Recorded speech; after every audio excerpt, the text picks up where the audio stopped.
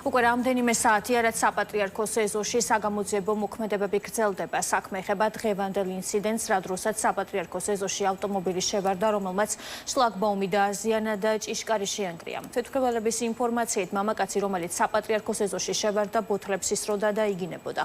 შინაგან საქმეთა სამინისტროში ადასტურებენ, რომ მომხდარის შემთხვევის შედეგად ერთი პირი დააკავეს. მოტივი უცნობია. როგორც ცნობილია, საპატრიარქოში ცოტა ხნის წინ მივიდა დეკანოზი ანდრია ჯაღმაიძე. რას ამბობს საპატრიარქოს საზოგადოებასთან ურთიერთობის სამსახურის ხელმძღვანელი მერაბ პაპაშვილი მუშაობს ადგილზე, ის ახლა პირდაპირ ეთერში გვერდდება. მერაბ, გაგვაცანეთ თუ გაკეთდა საკითხზე კომენტარი განცხადება საპატრიარქოს მხრიდან. დავიწყოთ საუბარი ბოლო ინფორმაციით. ექსპერტ კრიმინალისტები ამ დრომდე რჩებიან საპატრიარქოს ეზოში. ინციდენტის ადგილის შესწავლა დღეს დაიწყო დღის 2 საათზე, ანუ მას შემდეგ, რაც ტოიოტას მარკის ავტომობილი შეიჭრა საპატრიარქოს ეზოში, თუმცა იქამდე მან ჯერ დააზიანა საპატრიარქოს ეზოს ჭიშკარი, ფაქტობრივად ჩამოანგრია. ამის შემდეგ კი დაეჯახა ეზოში მდგარ რამდენიმე მანქანას. ამ წუთებში ეზოს პერიმეტრზე შეყვანილია ევაკუატორი, რომელიც დიდი ალბათობით რამდენიმე საათში გადაიყვანს მანქანას შესაბამის სადგომზე. ეს ცხადია, იმიტომ რომ მანქანა არის მთავარი მტკიცებულება ამ დანაშაულის.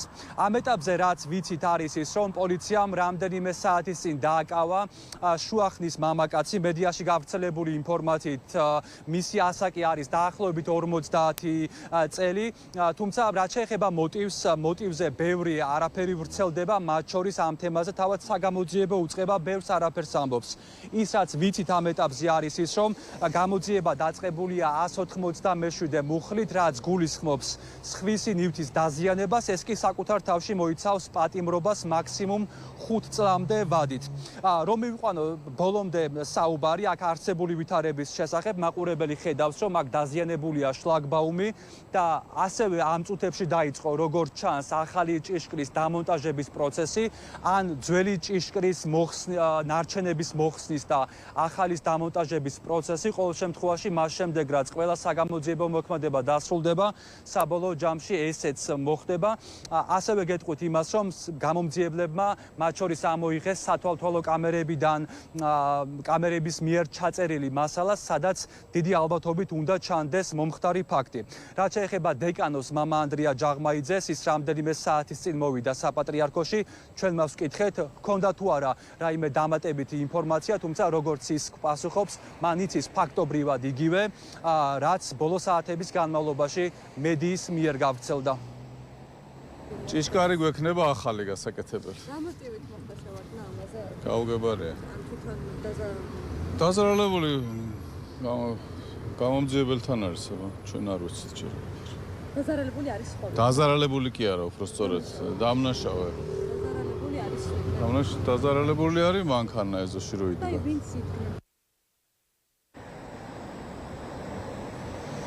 რა მოხდა დღეს შუადღისით საპატრიარქოს ეზოში? ეს არის კითხვა, რომელზეც პასუხი უნდა გასცეს საგამოძიებო უწყებამ. ბევრი ვერსია დასახელდა, მათ შორის ითქვა, რომ შეიძლება უკავშირდებოდეს ეს დანაშაული თავად სავარაუდო დამნაშავის მძიმე ფსიქოლოგიურ მდგომარეობას, თუმცა უნდა აღინიშნოს, რომ თუ ზოგადად საგამოძიებო უწყებას აქვს ხოლმე ეჭვი, რომ დანაშაულის ჩადენის პროცესში პირის მენტალური მდგომარეობა არის მძიმე, მას უტარდება შესაბამისი ექსპერტიზა და თუ ამ შემთხვევაშიც მსგავსი ეჭვი გააჩნიათ გამომძიებლებს, ცხადია მსგავსი ექსპერტიზა ამ ადამიანს ჩაუტარდებათ.